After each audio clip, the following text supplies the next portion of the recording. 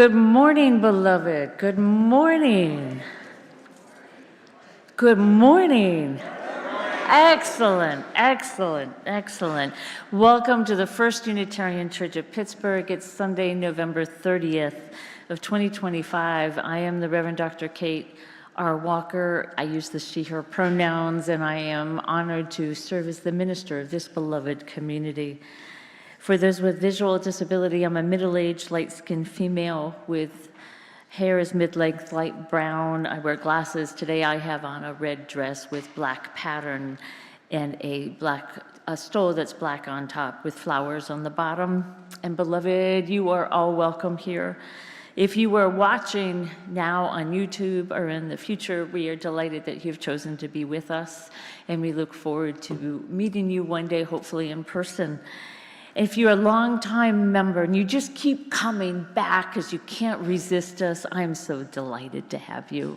Absolutely delighted. And if this is your very first time here with us, I'm also delighted to have you.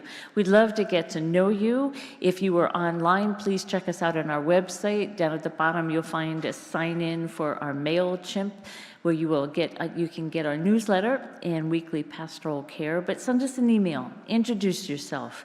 And if you're here in person, we have a welcome desk here in the front, in the garden lobby, here and through those doors, and we'd be absolutely delighted again to get to know you and find out what your journey is all about. We are Unitarian Universalists. We are many beliefs, many origins, sexualities, and genders. We are a multi-faith religious community where we are seeking out, both individually and collectively, the religious and spiritual questions that life keeps putting in our path again and again. We ask questions, we sometimes find answers we're satisfied with for a little while, but most of all, you are welcome here wherever you are on your journey. So I want to offer also a content warning for today's service. If you walked in and didn't know what the topic is today, we are talking about mental illness and mental health. I want you, if anything is triggering for you, I want you to please take care of yourself. If you need to leave the space and go do that, please do so. If you need to snuggle up next to somebody, friend or stranger, please do so. But I just want to make sure that those of us who are here in this service know that we are here for one another. Following the service, I will be in the Schweitzer room right through those doors and across the hallway, where I will be for anybody who needs to gather in solidarity and support for one another through what can be a very difficult conversation. We have a lot going on in our community. I want to let everybody know there is no religious education today because there's so many people are traveling, but the nursery is open and available, and you are welcome to bring children 5 and under into the nursery where they'll have activities for that age group. Next Sunday, on December 12th, we have from 12 to 1, we have our annual budget information meeting. Again, that will be also in the Schweitzer through those doors and across the hall. That will be multi-platform, and that is informational sharing about the budget.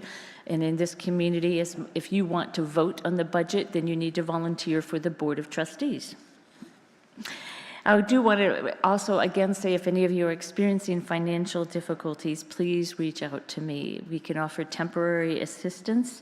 You can email me, which is found on the church website, or phone call.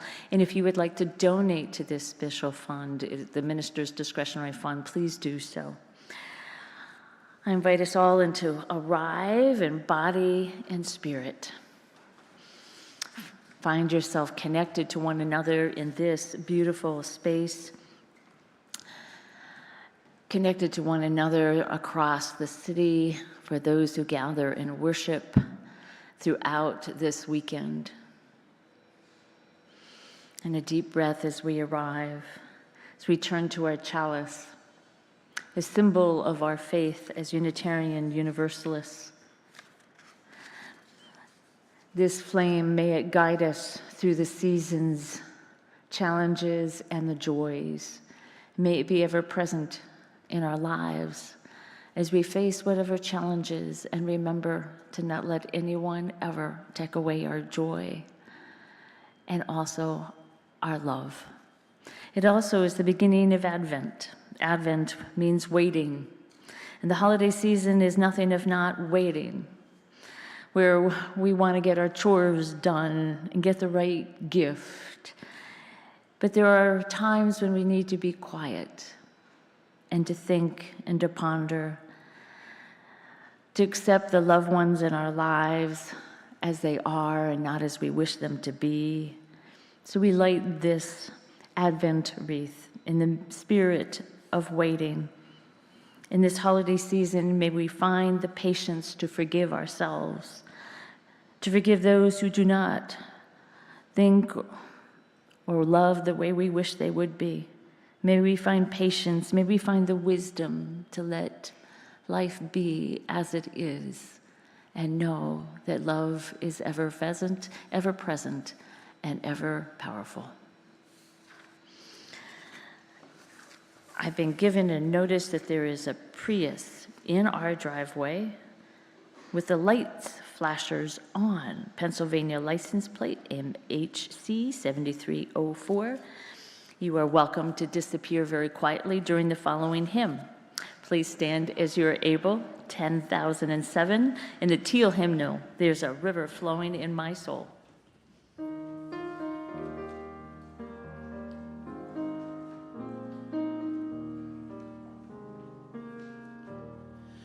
There's a river flowing in my soul.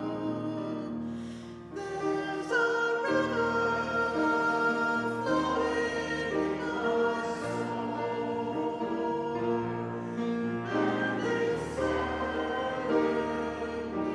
me that I'm somebody.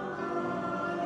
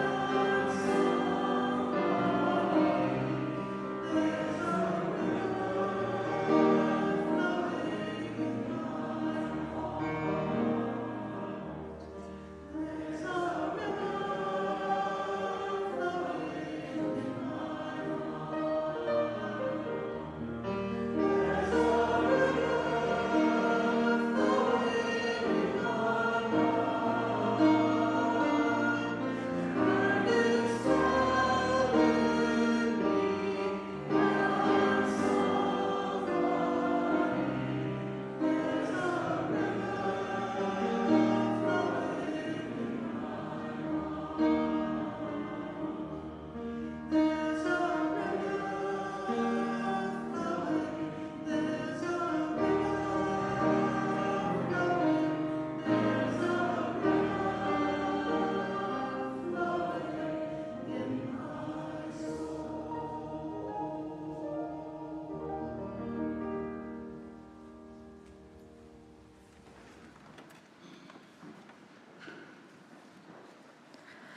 My name is Stephanie Pulowski. I'm the commissioned lay minister with this congregation. I am in my late 40s. I have curly brown graying hair. I wear glasses, and I have a houndstooth blouse on this morning. If you could join me in reading the collective reading printed in your order of service. Love is the power that holds us together and is at the center of our shared values. We covenant to practice interdependence. We honor the interdependent web of all existence. To practice pluralism, we celebrate that we are all sacred beings, diverse in culture, experience, and theology. To practice justice, we work to be diverse, multicultural, beloved communities where all thrive. To practice transformation, we adapt to the changing world. To practice generosity, we cultivate a spirit of gratitude and hope. To practice equity, we declare that every person is inherently worthy and has the right to flourish with dignity, love, and compassion. We are accountable to one another for doing the work of living our shared values through the spiritual discipline of love.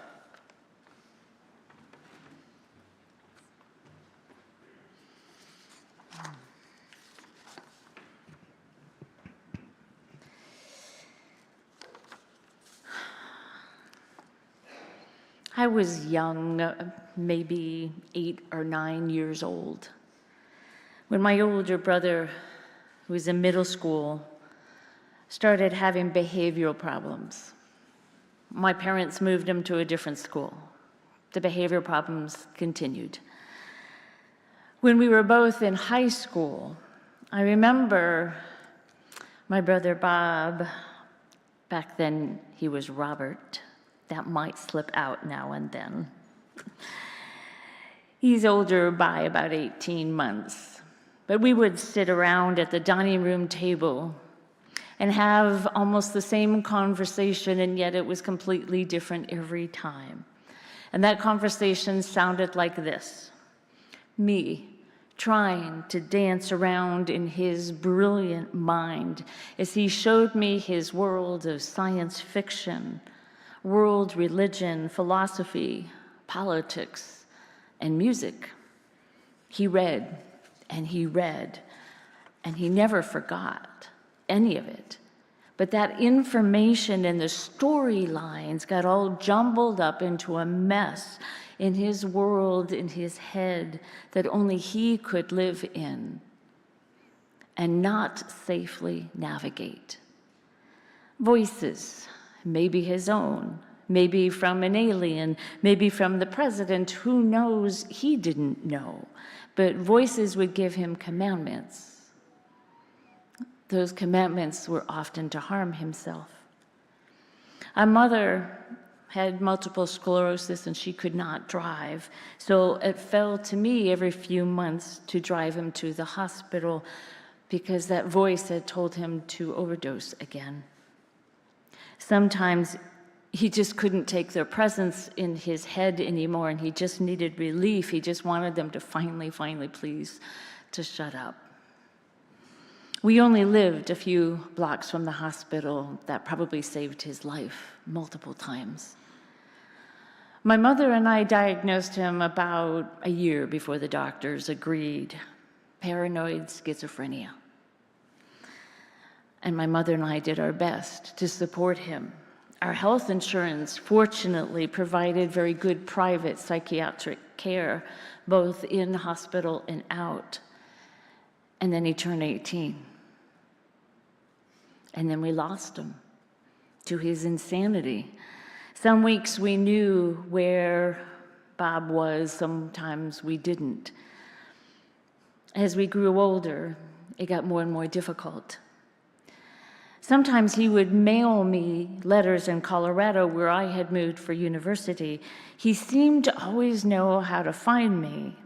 The letters were long rambles. They didn't make any sense. But sometimes they included a map where I could find him on the rare occasion that he had housing. I would jump on a plane and show up on his doorstep. This was a long and really painful journey for my family that I didn't think would ever heal. And then in my very early 30s, as part of my ministerial training, I learned to confront and to cope with this pain of losing my brother to madness. He was not dead, of course, but he was not fully with me or any of us. And I learned to let go. I learned compassion. I learned about letting go of fear and anxiety, and to embrace who he was, who he is. And for that training, I worked as a chaplain in an adult psychiatric center in Denver. Most clergy in their training go to medical centers. I went to a psychiatric unit for 10 weeks, probably because I specifically asked not to be assigned to a psychiatric unit. And in the supervisor's wisdom, knew that's exactly where I needed to be. The patients, some were locked behind doors, some free to roam the beautiful grounds, but they struggled to find a bit of peace from severe depression, hallucinations, bipolar, anxiety disorder, post-traumatic stress disorder. One of my patients had Huntington's disease passed on from her parents. The personal safety for all of them was at risk, and thus they were institutionalized. I was trained in takedown measures in case one of them completely lost control. That's a skill set I'd like to never have to use. So there's me, the chaplain, young and desperate to make a difference in their painful experience. I offered prayers. I offered poetry, I offered silence, I offered my presence as one of God's representatives. I offered assurance that I had faith in them, even though they had little faith in themselves at all. I listened to their stories arriving randomly in bits and pieces, often out of sequential order, rarely making sense to any rational brain. I listened with my heart, even as my heart was rendered into devastated shreds because of the injustice in this world where in word and deed no one really knows how to cope with mental illness. In our country, those with mental illnesses are more often feared for violence than any other subgroup, like a convenient effigy, rather than being recognized that they are more likely to be a victim. They live on the margins, some abandoned by frightened families, others who have left broken families. They are vulnerable and unable to defend themselves against random attacks from both strangers and the institutions that struggle to care for them. They have dual diagnoses of drug addiction, making treatment very tricky and even more painful. It's crucial, of course, to ensure that there is funding in our systems, our mental health systems, medical and social. Unfortunately, historically, we have relied on a false paradigm, focusing that the primary causation is on the individual, as if they can just behave themselves into better life by sheer will. Research focuses on biochemical, structural brain function, hereditary impacts, but funding is totally inadequate. Over the years, there's been a constant pattern of a myopic perspective that removes the larger social forces from responsibility and accountability for helping improve the social support and medical treatment. We wall it off and pretend it's not needed. The subsequent treatment of mental illness is horrific at worst throughout human history. At best, it's ignoring, dismissing, and blaming. Within our own Unitarian Universalist history, there are some bright lights I'd like to share. Unitarian Dorothea Dix and Benjamin Rush both were powerful advocates for treatment for those with mental illness and deep compassion. And in our current day, my colleague, Unitarian Universalist minister Barbara Myers, who lives in Northern California, she focuses her community ministry on those with mental illness as an author of a book, author of a curriculum. She created the Unitarian Universalist Mental Health Network and offers workshops at General Assembly and other events. She's one of my heroines. As Unitarian Universalists, we are compelled to lead with compassion. We can offer support for those who have so little. We can provide safe space for those who have so little. We can provide solace, support, understanding, acceptance for those who struggle with depression, anxiety, or mental illness within our religious community, and we can do so free of judgment and shaming and blaming or fear. We can offer support for families who are struggling to care for their loved ones who are diagnosed and are really struggling. And because of today's high level of political and economic stress and anxiety, I suspect more and more people will need a place of solace. What we know is that the research shows us that small and large influences can profoundly impact what we, all of us, where we are on the scale between mental health and mental illness. That scale is constantly tipping to and fro. And when we provide local support in addition to professional medical support, the long-term health stability increases, capacity for self-care increases, ability to be a healthy member of a family and our larger community increases. The smallest of steps can help. My story, which is really my brother's story, and frankly, I have other family members with significant mental illness, and it has led me to a deep commitment to education, to advocacy, and loving those struggling with mental illness, both personally and professionally. And I know many of you also have mental illness and struggle with it in your lives, perhaps personally or with your family and your friends, your fellow workers and your neighbors. So I'm going to take a moment to invite you, if you are able and willing, to either stand or raise your arm if this is something that impacts you, so that we can show one another we are not alone, if you are willing and able. Yeah. This breaks my heart. Thank you for your courage. I can't fully express the relief and the happiness as I share that my brother Bob did finally find some peace in his chaos. He is not only stable and living in a wonderful apartment complex with support, he is a vital part of my life. The medical system in Rhode Island, where Bob lives, worked for him one day, and it happened to fall into place, all the pieces of a very complex puzzle.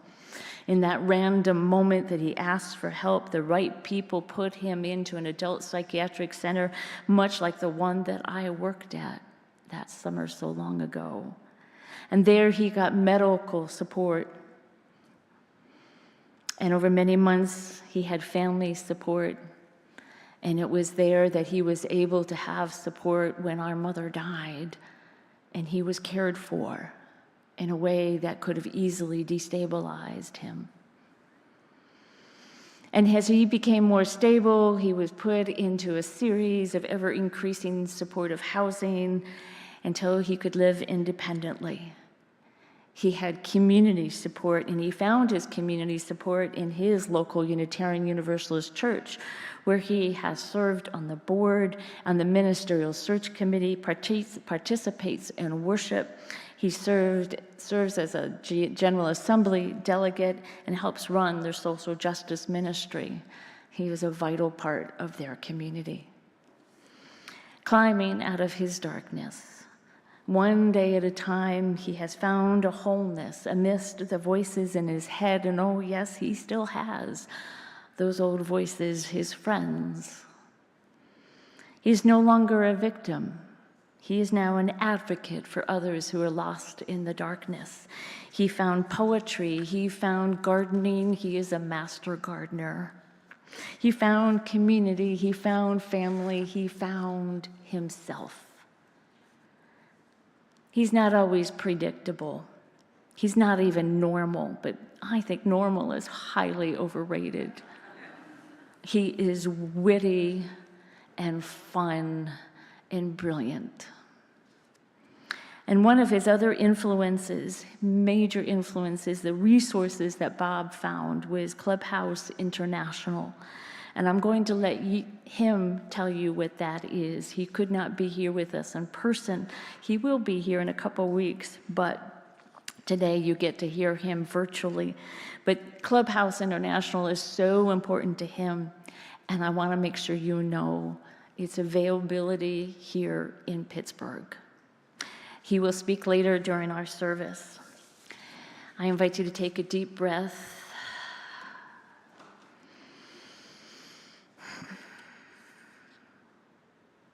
As we turn to our offering.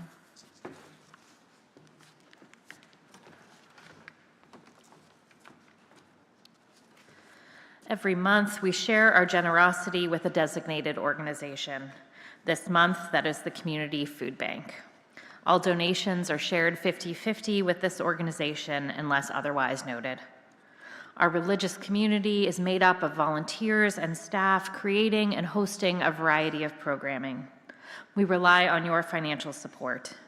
In addition to the collection plate, you can donate by texting GIVE to 412-435-1050 and following the directions. Please also check the end of your order of service for more ways to donate. The offering will now be gratefully received to support the work, the wonder, and the witness of our religious community.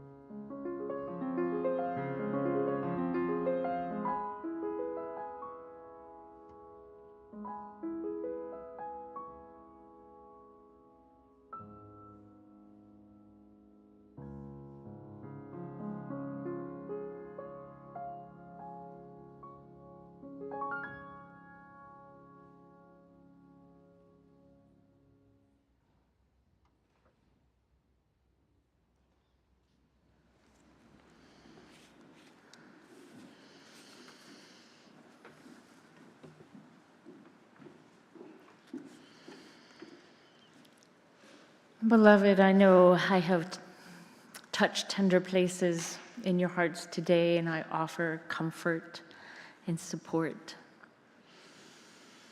I invite you to find someone that you trust with your story and to share it.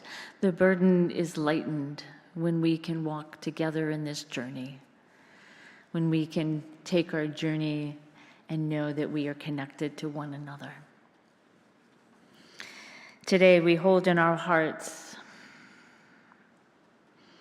all those who wear uniforms, police, firefighters, National Guard, and military, because under no circumstances do we, as Unitarian Universalists, support violence, targeting someone because they're wearing a uniform. And at the same time, we deeply support our immigrant neighbors, family, and our friends.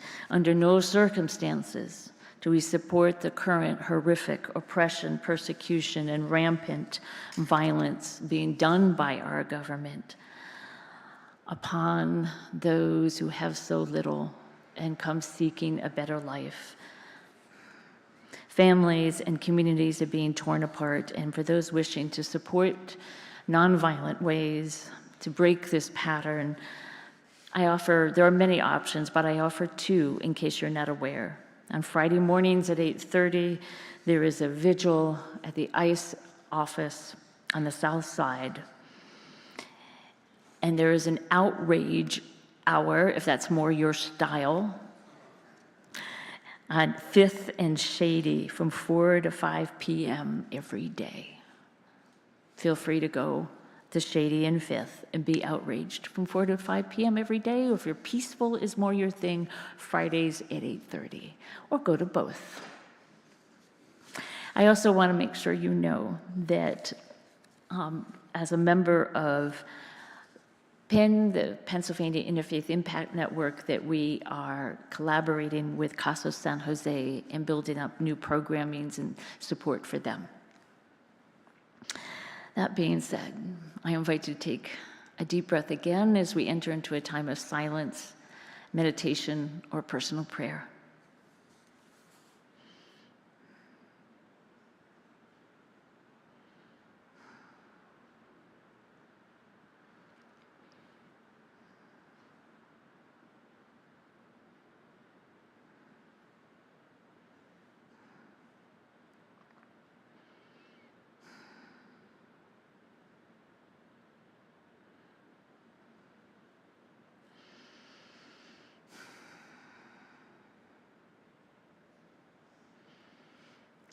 Spirit of love, ease the pain in our hearts. Help us mend all the broken places. Those places where we find our sadness, our anxiety, our fears too much to bear alone. Help us connect to one another, so those broken places may be eased and comforted by those we love. Spirit of life, fill us with the sense that life has meaning and purpose, and that our purpose is to love one another, to give and to receive during this spirit of giving. Let us be reminded that it must go around the year, not just in December. Spirit of justice, inspire us to help make this world a better place. And by these acts and words and deeds, we can find deeper meaning for our lives and for so many others. Spirit of the holy, Spirit of God of many names, who has been with us throughout the ages in our deepest and most painful times, as well as the times of joy and gratitude.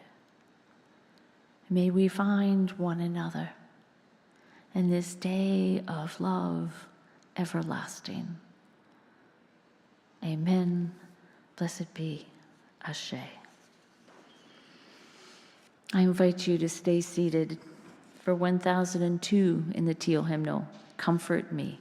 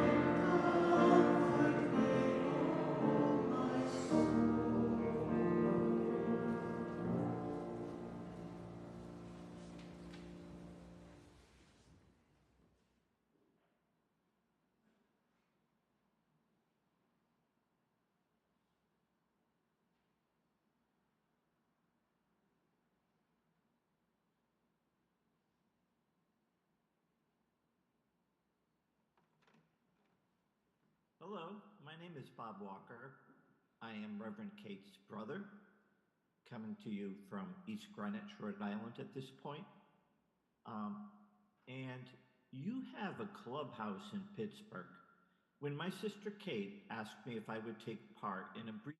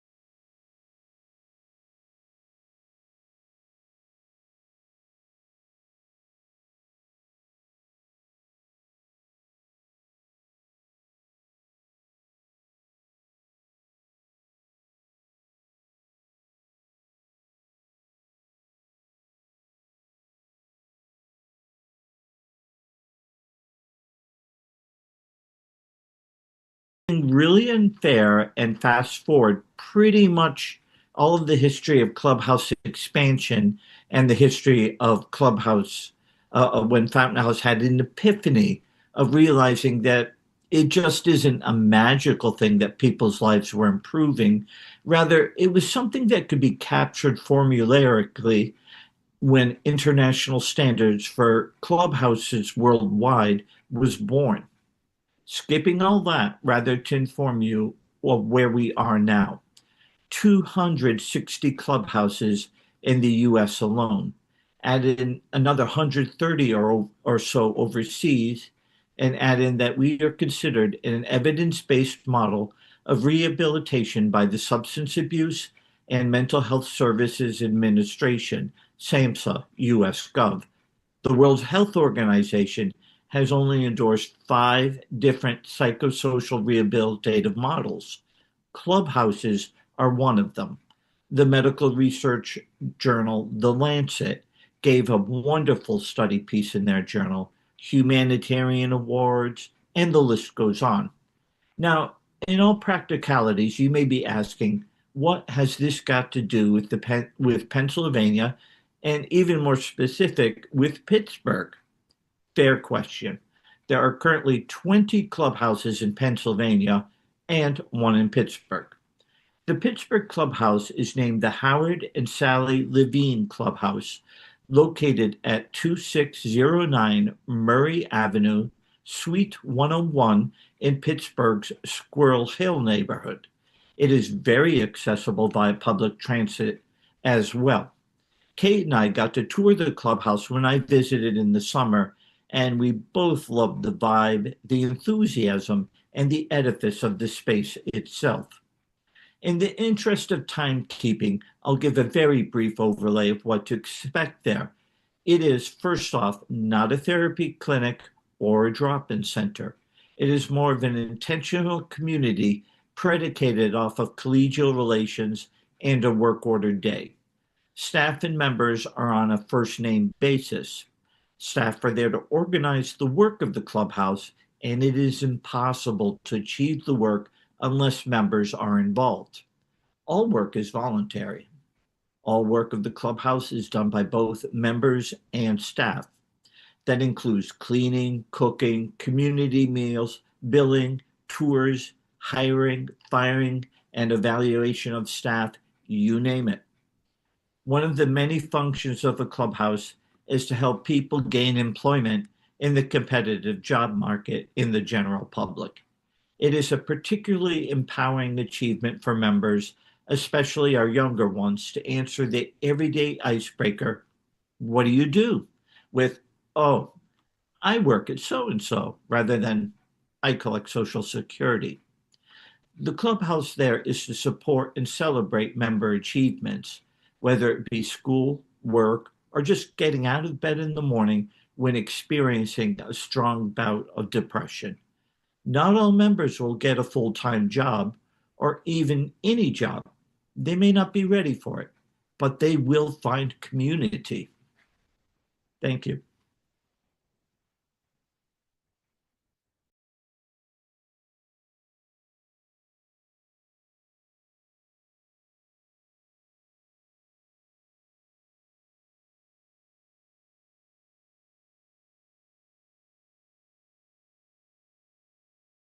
And that he didn't explain about that incredible web of community of support, that he himself now serves on a team with Clubhouse International, traveling around the Northeast, including Pennsylvania, certifying credentials for Clubhouse.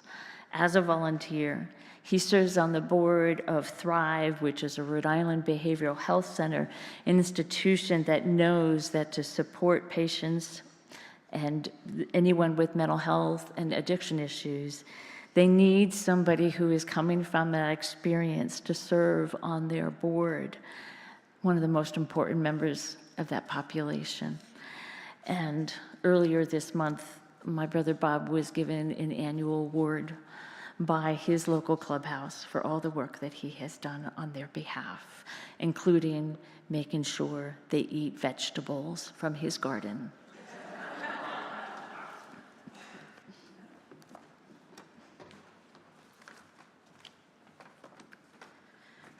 The responsive reading is not what is noted in your order of service. What's close. It's actually 666 in the back of your hymnal, so it also will not be up on the screens. So I'll give you a moment to please turn to 666 in the back of your hymnal and join me in reading the italics. Despair is my private pain, born from what I have failed to say, failed to do, failed to overcome. Be still, my inner self. Let me rise to you. Let me reach down to your hand. I turn to you to renew my life. I turn to the world, the streets of the city, the worn tapestries of brokerage firms.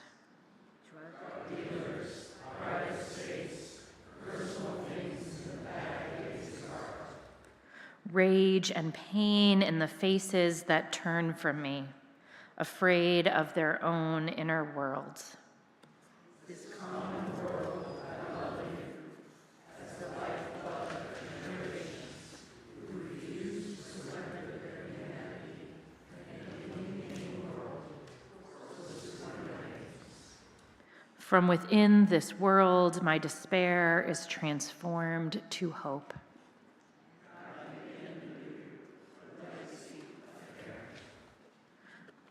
Please rise in body or spirit and join me in singing hymn 1012, When I Am Frightened.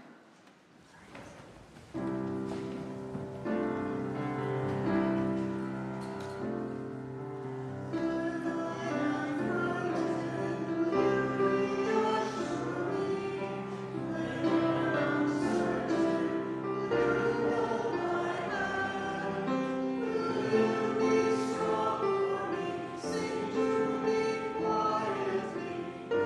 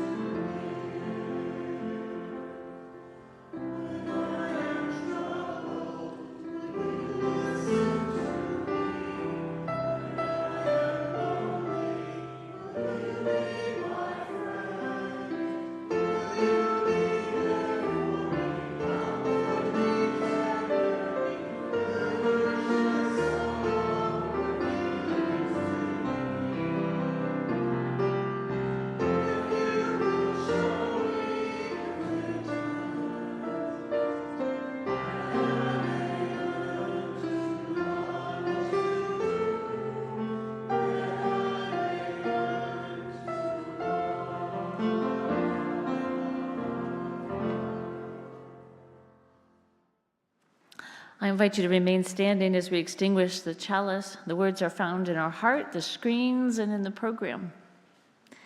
We extinguish this flame, but not the light of truth, the warmth of community, or the fire of commitment. These we carry in our hearts until we are together again. I invite you to go forward, my beloved. This is the last Sunday marking our theme of the month, which is courage. I hope you have found a spot, a place, a tender place, or perhaps a fiery source for your courage to go forth into this world, to make it a better place than you found it. Go forth and return again with even more courage to share, and most of all, the courage to love fiercely, widely, and wildly. Return again. Blessed be. Amen.